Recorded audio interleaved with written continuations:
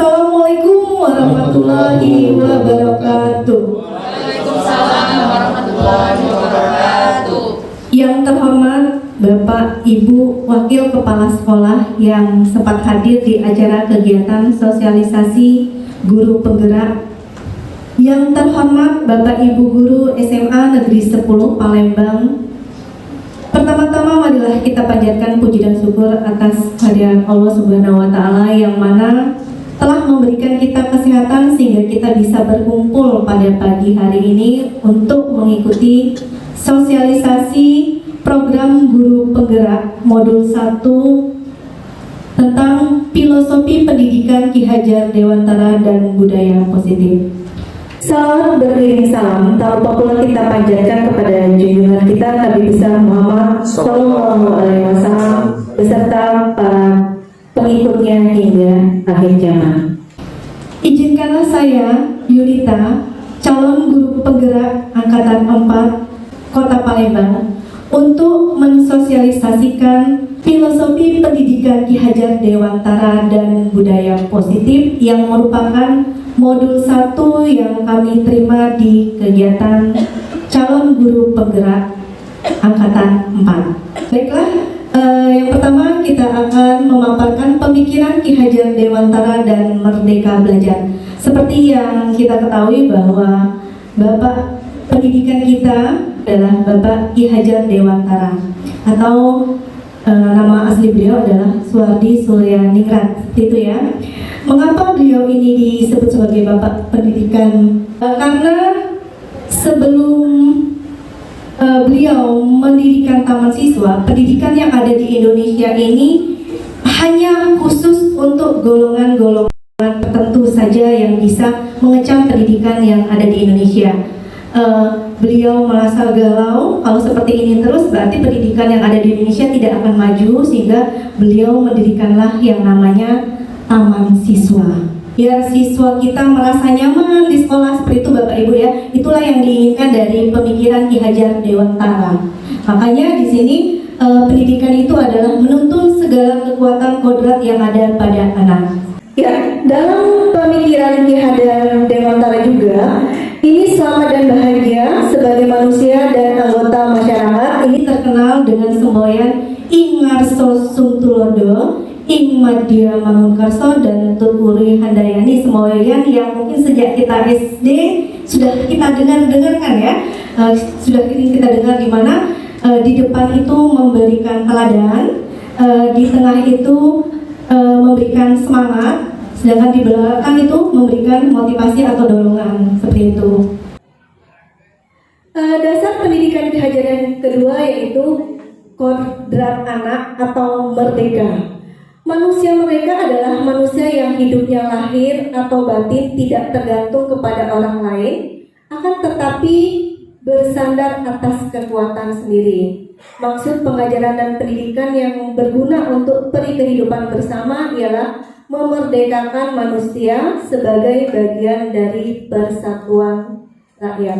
Jadi di sini maksudnya anak itu diberikan kebebasan untuk dapat mengeksplorasi semua potensi-potensi yang ada di dalam diri mereka tanpa harus ada tekanan-tekanan dari kita, seperti itu. Kemudian dasar pendidikan yang selanjutnya adalah kodrat anak, yaitu bermain. Jadi bermain adalah salah satu kodrat anak. Ya, jadi kalau selama ini kita berpikiran bahwa anak TK saja yang bermain, seperti itu ya. Ternyata pemikiran Ki Hajar Dewantara ini juga harus kita terapkan di jenjang SMP, SD maupun jenjang SMA. Jadi SD, SMP maupun SMA. Maksudnya bermain di sini nih, mereka bisa belajar sambil bermain. Bagaimana kita menyampaikan materi kepada peserta didik kita agar mereka bisa merasa nyaman. Jadi bukan tertekan, saya mau belajar matematika, jadi harusnya seperti ini berhubungan dengan angka. Enggak, itu kan bisa kita terapkan dengan kehidupan sosialisasinya, mengajak mereka bermain gitu ya. Kalau misalnya belajar tentang peluang, mungkin kita bisa membawa dadu gitu, melakukan percobaan itu maksudnya bermain. menghamba pada anak. Jadi saya tambahkan sedikit. Jadi di sini mungkin menghamba itu kita bukan mendewakan anak seperti itu ya. Tapi di sini semua kita memfasilitasi. Jadi baik apa sih maunya anak, tapi tentunya masih dalam konteks pembelajaran seperti itu ya. Membuat pembelajaran menjadi lebih nyaman di kelas itu bagaimana? Tentunya kita mungkin melihat kondisi yang ada di kelas kita mau menggunakan metode pembelajaran seperti apa, seperti itu, sehingga anak merasa nyaman, seperti itu intinya ya. Dasar pendidikan anak yang selanjutnya adalah bukan tabula rasa. Ini ya, anak itu bukan kertas kosong yang bisa digambar sesuai dengan keinginan orang dewasa. Selama ini kan kita beranggapan bahwa anak itu sebagai kertas kosong yang kita masuk cicil-cicil itu aja ya. Kita masuk, kita isi perkalian. Bukan. Jadi di sini anak itu tugas kita sebagai orang pendidik itu hanya sebagai pengiring untuk agar siswa itu bisa mengeluarkan potensi-potensi yang sudah ada di dalam diri mereka seperti itu. Jadi pemikiran yang anak sebagai kertas kosong selama ini itu seharusnya kita buang jauh-jauh. Kenapa? Karena anak itu bukan kertas kosong. Justru mereka sebenarnya ada potensi-potensi yang kita sebagai seorang pendidik menggali ya. Kita membuat mereka menggali apa sih potensi-potensi yang ada di dalam diri mereka seperti itu. Di sini juga bahwa tujuan pendidikan adalah menuntun, memfasilitasi, membantu anak untuk menebalkan garis samar-samar agar dapat memperbaiki lakunya untuk menjadi manusia seutuhnya. Jadi mereka sudah ada skill, kita tinggal menebalkannya saja seperti itu. Mereka mungkin ada keterampilan dalam bidang matematika, ada skill matematika, kita sebagai pendidik berarti kita tinggal mengarahkannya bagaimana keterampilan atau skill yang mereka miliki itu menjadi berguna untuk mereka. Bukan hanya di matematika ya, mungkin ada juga dalam bidang olahraga dan bidang-bidang lainnya. Selanjutnya, Ki Hajar Dewantara itu menganggap kita sebagai pendidik itu sebagai seorang petani ya, sebagai seorang petani dalam hakikatnya sama kewajibannya dengan seorang pendidik. Di sini petani yang menanam jagung misalnya hanya dapat menuntun tumbuhnya jagung. Ia dapat memperbaiki kondisi tanah, memelihara tanaman jagung, memberi pupuk dan air, membasmi ulat-ulat dan jamur-jamur yang mengganggu hidup tanaman padi dan lain sebagainya. Jadi di sini kita hanya bisa mengarahkan, membimbing peserta didik kita agar menjadi lebih baik yang sesuai dengan profil Pancasila ya. Tapi kita tidak bisa merubah peserta didik itu menjadi apa yang kita inginkan seperti itu. Sama kalau kita menanam jagung, nggak mungkin kita mengarahkan supaya dia menjadi padi, nggak bisa ya seperti itu. Jadi kita hanya bisa membuat padi itu bagaimana sih agar tumbuh menjadi padi yang subur, yang memiliki kualitas yang baik. Kita juga sebagai seorang pendidik, berarti bagaimana kita agar mendidik peserta didik kita menjadi peserta didik yang memiliki karakter gitu ya, potensi kualitas yang baik ya, sehingga pada saat mereka tamat menyelesaikan studinya, mereka benar-benar menjadi peserta didik yang bisa berkompetensi di segala bidang sesuai dengan kemampuannya. Itulah tadi pemaparan tentang pemikiran Ki Hajar Dewantara. Selanjutnya kami akan memaparkan modul tentang budaya positif. Satu orang mungkin dari Bapak Ibu Guru bisa ke depan untuk mempraktekkan ya tentang perubahan paradigma. Ibu Ratna mungkin bisa ke depan. Ya. Ya Ibu Ratna. Ibu Ratna. Ibu Ratna tuliskan ya.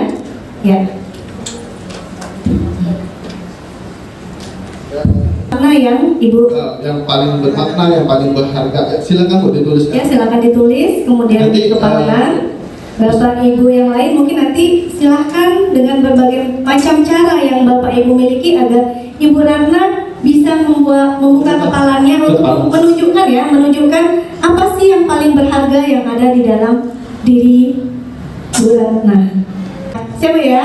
Oke, Bu Ratna silakan dikepalkan tangannya. Mungkin Ibu Intan bisa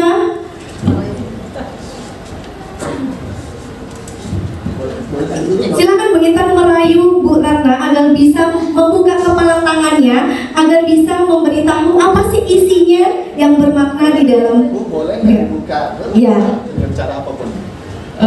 Bu Ratna, boleh gak dibuka itunya?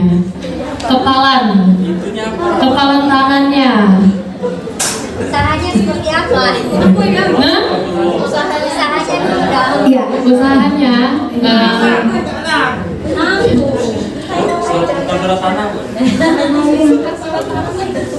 usahanya ya Bu. Iya. Ya, Ibu Ratna kan cantik. Ya. Jadi boleh dong Intan lihat kepalan tangannya. Kita lihat tergoda apa enggak? Ya, tergoda enggak Bu Ratna? Tergoda Bu dibilang cantik? Belum. Ya. Belum tergoda, harus bilang cantik. Kalau itu berharga baik buat diri kita, ya? Kira-kira mau nggak kita? Ya. Mau nggak kita membuka kepala kita? Ya mungkin Pak Badril. Ya, Pak Badril. Pak Badril mau merayu Bu Ratna nggak bisa membuka kepala tangannya? Ya. Ini sangat berharga bagi Bu Ratna. Kira-kira Bu Ratna mau nggak sih membagikannya kepada Bapak Ibu guru yang lainnya gitu? Ya silakan Pak Badril dengan rayuan mautnya.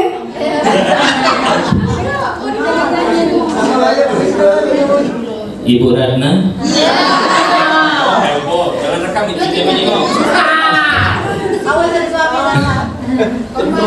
Ibu Ratna pulang kemana?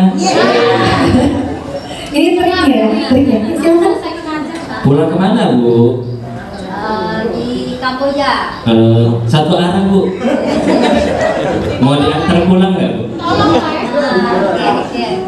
Asal tukar dengan genggaman tangannya Bu.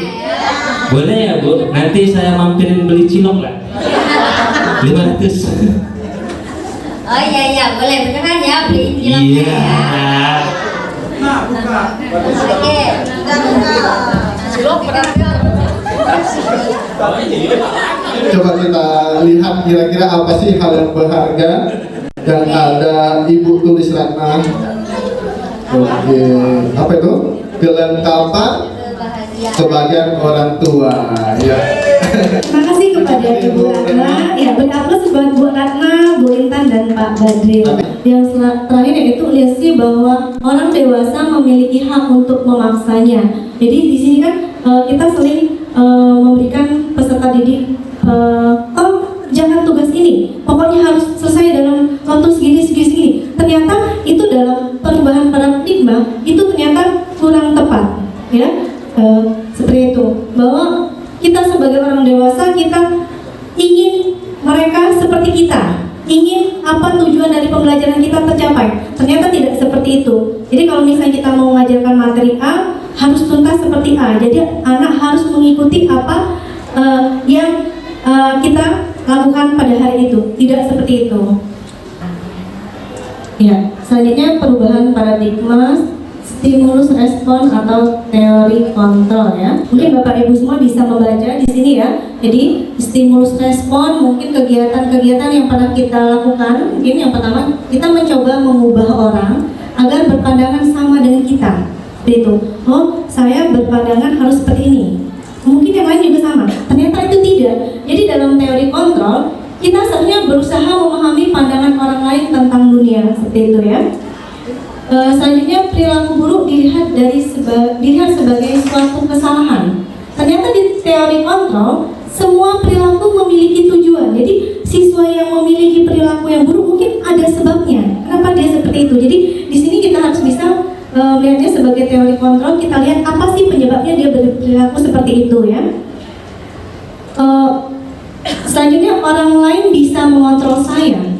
Nah di teori kontrol hanya Anda yang bisa mengontrol diri Anda sendiri. Seperti itu.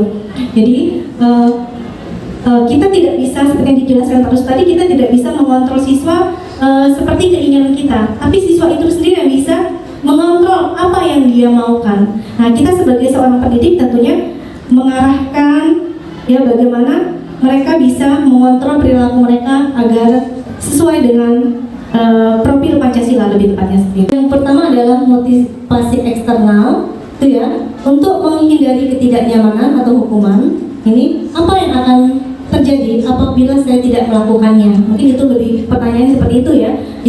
Jadi motivasi eksternal. Jadi kalau kita melihat tidak menggunakan sepatu, bagaimana agar kita memunculkan pemikiran dari peserta didiknya, apa yang akan terjadi ya apabila saya tidak melakukannya, seperti itu. Kemudian motivasi eksternal untuk mendapatkan imbalan dari orang lain atau institusi. Mungkin pertanyaannya, apa yang akan saya dapatkan apabila saya melakukannya? Tadi Pak Restu pada saat anak ini masuknya rajin, jadi dapat poin bintang seperti itu ya. Ternyata itu mungkin salah satu motivasi yang bilang. Kemudian selanjutnya motivasi internal, tujuan disiplin positif untuk menghargai diri sendiri, menjadi insan sesuai harapan kita. Mungkin pertanyaannya, saya akan menjadi orang yang seperti apa bila saya melakukannya, seperti itu. Ini ya. Jadi mungkin sebelum kita memulai pembelajaran kepada peserta didik kita bisa membuat aturan kelas. Kita mau melaksanakan pembelajaran, kira-kira biar belajar kita efektif, kita buat aturan kelasnya seperti apa? Ya, mungkin peserta didiknya harus seperti apa, seperti itu ya. Selanjutnya adalah keyakinan kelas. Ya, selanjutnya adalah lingkungan yang positif. Jadi di sini kita bagaimana menciptakan agar lingkungan yang ada di sekitar peserta didik itu baik ya. Misalnya kita sudah melakukan ya ini pembiasaan mungkin sebelum masuk ke lingkungan SMA Negeri 10 Palembang, biasakan siswanya menerapkan yang 5S ya, senyum, sapa, salam, kemudian diawali dengan tadarusan atau sholat duha secara bergiliran. Itu merupakan lingkungan positif yang bisa kita terapkan dalam peserta di lingkungan SMA Negeri 10 Palembang. Sama halnya dengan mengapa kita memiliki peraturan 3M ya, menggunakan masker, mencuci tangan dan menjaga jarak 1,5 meter. Mungkin pada saat 3M ini mereka tidak lakukan, mungkin ada konsekuensi yang akan dia terima. Mungkin dia akan terpapar penyakit yang memang saat ini sedang mewabah Indonesia bahkan dunia, seperti itu ya. Jadi dia tahu konsekuensi yang akan dia terima jika dia tidak mematuhi apa keyakinan yang harus kita lakukan ini ya. Dihukum oleh penghargaan, pengaruh jangka pendek dan jangka panjang. Jadi kalau kita dihukum oleh penghargaan, ternyata ada pengaruhnya ya Pak Restu ya. Dengan teman-temannya yang lain. Jadi ada grup pintar, ada grup yang biasa-biasa saja, seperti itu ya. Jadi ada game-gamenya ya. Ya, coba Bapak Ibu dari apa yang sudah kami paparkan tadi, kira-kira dari beberapa hukuman atau sanksi ya, atau konsekuensi dari beberapa kegiatan ini yang mana termasuk hukuman atau mana yang termasuk sanksi atau konsekuensi menurut Bapak Ibu? Ya, coba Bapak Ibu dari apa yang sudah kami paparkan tadi, kira-kira dari beberapa hukuman atau sanksi ya atau konsekuensi dari beberapa kegiatan ini yang mana termasuk hukuman atau mana yang termasuk sanksi atau konsekuensi menurut Bapak Ibu? Buku kalimat saya tidak akan terlambat lagi karena terlambat ke sekolah. Menurut Bapak Ibu ini termasuk hukuman atau sanksi? Sanksi. Hukuman. Oke, kita lihat nanti ya. Sanksi ya. Sanksi. Lari mengelilingi lapangan basket 2 kali karena terlambat hadir di sekolah. Hukuman. Yang kedua, murid diminta untuk push up 15 kali karena tidak menggunakan masker ke sekolah. Ya, ada yang konsekuensi, ada yang hukuman ya. Oke, menggantikan kertas tugas teman yang telah dicoret-coret. Sanksi. Ya. Membersihkan tumpahan air di meja tulis karena tersenggol pada saat belajar. Konsekuensi. Oke. Menggantikan kertas tugas teman yang telah dicoret-coret. Konsekuensi. Meminta murid tidak mengenakan sepatu seharian di sekolah karena tidak mengenakan sepatu hitam. Ya, jadi ini hukuman atau sanksi atau konsekuensi itu sama ya. Sanksi atau konsekuensi sama itu. Jadi hukum dua. Cuma Ya. antara hukuman atau konsekuensi. Ya. lari mengelilingi lapangan basket 2 kali karena terlambat 10 menit untuk pelajaran PJOK. Hukuman. Oke. Dari materi ini kira-kira apa sih beda hukuman dengan sanksi menurut Bapak Ibu? Ada yang mau coba? Pak Dian. Assalamualaikum. Menurut saya hukuman dan sanksi kalau hukuman itu tidak berhubungan dengan materi yang diberikan. Contohnya lari mengelilingi lapangan 2 kali lambat 10 menit PJOK. Karena pelajaran olahraga berhubungan dengan lari, jadi dia berhubungan. Kalau misalnya hukuman itu ini kadang tidak berhubungan, tapi dia harus lakukan seperti itu. Contohnya menggantikan kertas teman yang telah coret-coret. Kalau kita mencoret kata teman yang kita coret, kan kita ganti kertas lagi. Kertas ganti kertas berhubungan. Ya, ada hubungannya ya Pak. Jadi ada plus buat Pak Dian ya. Iya. Benar sekali ya. Jadi kalau sanksi atau konsekuensi itu ibaratkan apa yang harus dilakukan sesuai dengan tujuan bidangnya ya Pak, seperti itu ya. Kalau misalnya lari memang sesuai dengan tujuannya, memang PJOK memang lari kan memang sebagai olahraga, jadi memberikan sanksi tapi ya benar-benar ada tujuan yang memang benar dipelajaran PJOK. Tapi kalau kita lihat tadi lari mengelilingi lapangan basket 2 kali karena terlambat hadir di sekolah, kan tidak sesuai kan? Tidak sesuai. Kenapa? Karena dia terlambat hadir, hukumannya lari gitu. Mungkin ada sanksi yang lebih tepat untuk yang terlambat datang ke sekolah tadi, bukan dengan lari. Kita memberikan sanksinya seperti itu. Jadi ini ya, ada perbedaan hukuman dan sanksi atau konsekuensi ya. Jadi kalau hukuman, sesuatu yang menyakitkan harus terjadi, itu menyakitkan. Sedangkan kalau sanksi, sesuatu itu harus terjadi. Seperti tadi sudah mencoret buku temannya, ya konsekuensinya kita sudah mencoret, berarti kita harus menggantinya seperti itu. Sedangkan di sanksinya membuat anak merasa tidak nyaman dalam jangka waktu yang pendek. Kemudian kalau kita juga menerapkan hukuman, itu anak akan membenci kedisiplinan. Tadi kata saya tidak menggunakan sepatu, lari keliling sekolah ya, jadi dia benci. Tapi kalau kita menggunakan sanksi ya, memang itulah yang harus dia lakukan atas apa yang sudah dia lakukan. Nah, yaitu ya, anak menghargai, jadi lebih menghargai disiplin kalau kita menggunakan sanksi itu.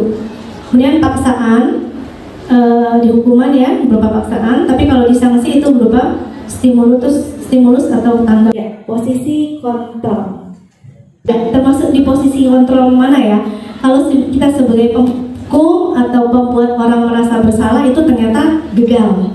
Kalau kita membuat teman atau pemantau, berarti identitasnya berhasil atau sukses. Ini ya. Kemudian identitas berhasil atau sukses selanjutnya adalah sebagai manajer, mungkin manajer yang lebih tepatnya. Saja jika aku sebagai penghukum ya, mungkin menghardik, menunjuk-nunjuk, menyakiti, menyindir, itu ternyata posisi kita sebagai guru berbuat sebagai penghukum itu tidak baik ya. Ini berada pada posisi kontrol yang paling bawah. Kemudian kita juga kalau misalnya berkata, kalau kamu tidak melakukannya, awas ya.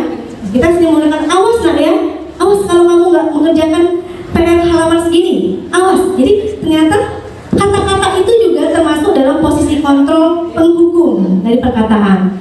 Kemudian dari hasil memberontak, jadi dari karena siswa malah menjadi lebih memberontak, menyalahkan orang lain dan berbohong. Seperti di Pak Resul tadi, karena takut dihukum maka dia jadi berbohong agar supaya tidak mendapatkan hukuman seperti itu. Terus di tahapan kedua ada membuat orang merasa bersalah. Ini biasanya dilakukan oleh ibu-ibu. Iya, saya sendiri juga dulu sering melakukan perbuatan ini, membuat orang merasa bersalah ini ya. Misalnya ada peserta didik kita bolos, saya memanggilnya. Saya sering membuat alibi seperti ini. Kamu bolos, kenapa nak? Baba. Kamu nggak membayangkan ya bagaimana kamu bolos? Kasihan nggak sama orang tua kamu? Sudah membiayai kamu, sudah memberikan uang jajan, sudah memberikan kamu motor hingga bisa sampai sekolah. Tapi kamunya seperti ini. Apa kamu nggak merasa kasihan dengan orang tua kamu? Ternyata ini posisi kontrolnya sebagai pembuat orang merasa bersalah, juga kurang baik, seperti itu ya. Posisi pemantau ini juga sebenarnya cukup bagus ya Pak Restu ya. Kita sebagai seorang pendidik posisi sebagai pemantau. Mari kita sama-sama ya menerapkan posisi sebagai teman, tapi jangan selamanya, kemudian sebagai pemantau dan sebagai manajer yang paling tinggi. Semoga karena kita ini sebenarnya manajer untuk kelas yang kita ajarkan. Bagaimana kita belajar menjadi seorang manajer yang baik, yang bisa mengarahkan peserta didik kita agar bisa menjadi peserta didik yang memang benar-benar berkarakter sesuai dengan profil Pancasila, dan sehingga kita bisa menghasilkan peserta didik yang memang benar-benar unggul di dalam segala hal. Selanjutnya itu restitusi. Pernah dengar kata restitusi nggak Bapak Ibu? Iya, saya juga baru dengar restitusi di pendidikan ini. Restitusi, ya. Restitusi adalah proses menciptakan kondisi bagi murid untuk memperbaiki kesalahan mereka, sehingga mereka bisa kembali pada kelompok mereka dengan karakter yang lebih baik. Jadi restitusi tadi ini berhubungan dengan poin yang baru kita bahas yang tadi, yaitu sebagai posisi sebagai manajer. Di sini kita, jika ada siswa melakukan kesalahan, intinya kita bukan dengan menghukum, tapi kita mencari solusi bagaimana siswa itu mengakui kesalahannya, sehingga mereka kedepannya bisa memperbaiki atas dasar kesadaran diri dari peserta didik itu tadi. Jadi kita validasi dulu ya, tadi kata Pak Restu, kita validasi dulu, tadi kan bisa menstabilkan identitas dulu ya.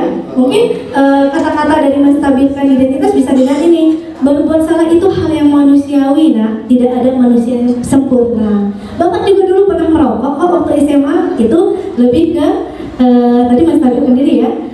Selanjutnya ke validasi tindakan yang salah. Makasih selanjutnya menanyakan keyakinan. Ini lebih ke menanyakan keyakinan. Jadi sudah ada perokok, kemudian kita bisa tanya apa yang membuat kamu merokok? Seperti itu ya. Jadi kita bisa memanggil dengan tahapan restitusi tadi, kita tanya, kita validasi, seperti itu kita tanya. Ternyata dari sana mungkin ada dari peserta didik kita yang memang dia itu mencari perhatian, ya, mencari perhatian biar dia dipanggil gitu kan, biar dipanggil orang tuanya.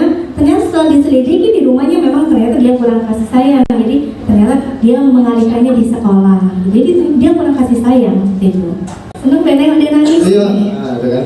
Terus ternyata ada kesenangan ya, kebutuhan dasar dia untuk memenuhi kesenangan dia. Kemudian ada penguasaan ya. Klepto ya katanya ya. Tapi mungkin ini bukan klepto sih, penguasaan. Oh itu ada penanya keren, aku pengen punya kayak gitu kan. Jadi mungkin diambil diam-diam gitu.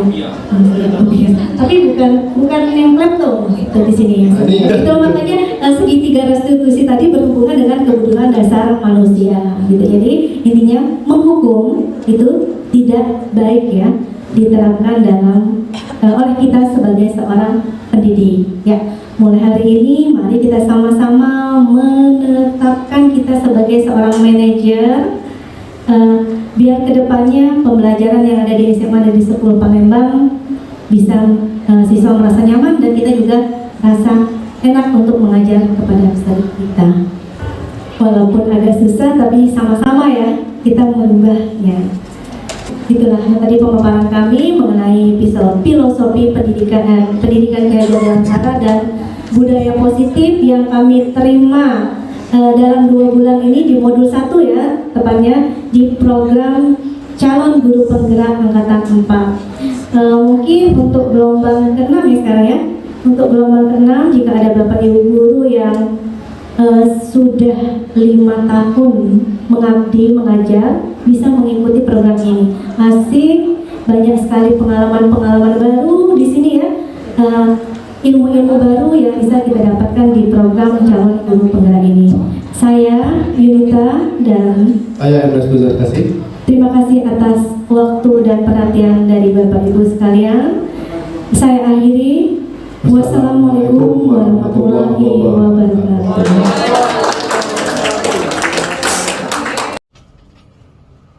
Assalamualaikum warahmatullahi wabarakatuh.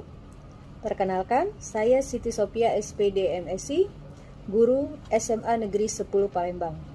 Saya merupakan rekan kerja dari Ibu Yunita SPD MSI, salah satu calon guru penggerak. Saya mengenal Ibu Yunita sudah lama Dan saya mengikuti perjalanan beliau mulai dari mengikuti seleksi calon guru penggerak sampai beliau dinyatakan lulus sebagai salah satu calon guru penggerak.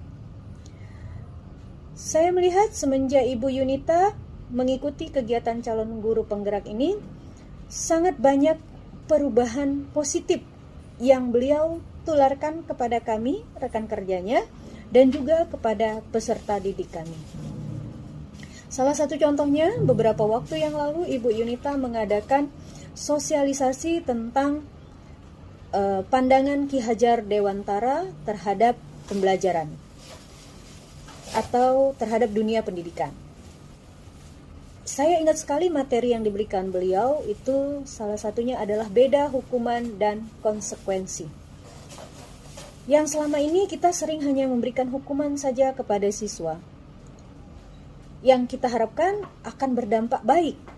Tapi ternyata setelah diajarkan atau disosialisasikan oleh Bu Yunita, ternyata akan sangat berbeda ketika kita memberikan hukuman dan kita memberikan konsekuensi kepada siswa.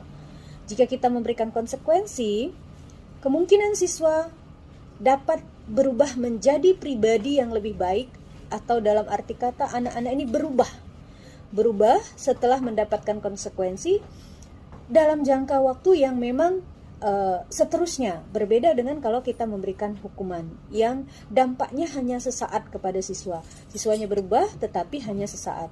Nah, ini salah satu pembelajaran yang saya pahami sekali yang disampaikan oleh Ibu Yunita. Dan banyak lagi dampak-dampak atau budaya-budaya positif yang beliau tularkan kepada kami dan juga kepada peserta didik kami. Beliau banyak berinovasi dalam pembelajaran sehingga berdampak sangat besar kepada peserta didik kami, yang membuat peserta didik bersemangat mengikuti kegiatan pembelajaran dari beliau. Saya berharap Ibu Yunita bisa terus mengikuti kegiatan ini sampai selesai, sampai beliau dinyatakan sebagai salah satu guru penggerak. Karena beliau sangat aktif dan sangat bersemangat sekali. Terima kasih juga kami sampaikan kepada Ibu Yunita dan kepada pemerintah juga untuk kegiatan dari calon guru penggerak ini yang memberikan banyak dampak positif kepada sekolah dan lingkungan sekolah. Semangat terus Ibu Yunita, semoga sukses dalam guru penggeraknya. Terima kasih. Wassalamualaikum warahmatullahi wabarakatuh. Assalamualaikum warahmatullahi wabarakatuh. Perkenalkan, saya M. Indra Jaya Pratama Kusuma, siswa dari SMA Negeri 10 Palembang, sekaligus siswa dari Ibu Yunita SPD MSI, salah satu calon guru penggerak Angkatan 4. Selama menjadi siswa beliau, saya mendapatkan banyak sekali hal yang menarik. Di antaranya adalah pembelajaran yang lebih nyaman, interaktif, dan tentunya aktif. Selain itu juga terdapat inovasi-inovasi baru yang dikembangkan di dalam kelas. Salah satunya adalah kesepakatan kelas, di mana hal ini membuat saya menjadi lebih konsisten dan giat dalam belajar, serta lebih sadar dalam menjadi seorang pelajar. Harapan saya sebagai seorang siswa, semoga Ibu Yunita bisa mengikuti kegiatan ini sampai selesai, dan beliau berhasil dinyatakan menjadi salah satu guru penggerak. Terima kasih saya ucapkan kepada Ibu Yunita, karena atas bimbingan beliaulah, saya bisa lebih bersemangat dalam belajar maupun diajarkan. Serta terima kasih saya ucapkan juga kepada pemerintah yang telah menyelenggarakan kegiatan calon guru penggerak karena dapat memberikan dampak positif yang luar biasa, terutama bagi saya sendiri seorang pelajar. Semangat terus untuk Ibu Yunita dan sukses selalu dalam setiap usahanya. Wassalamualaikum warahmatullahi wabarakatuh.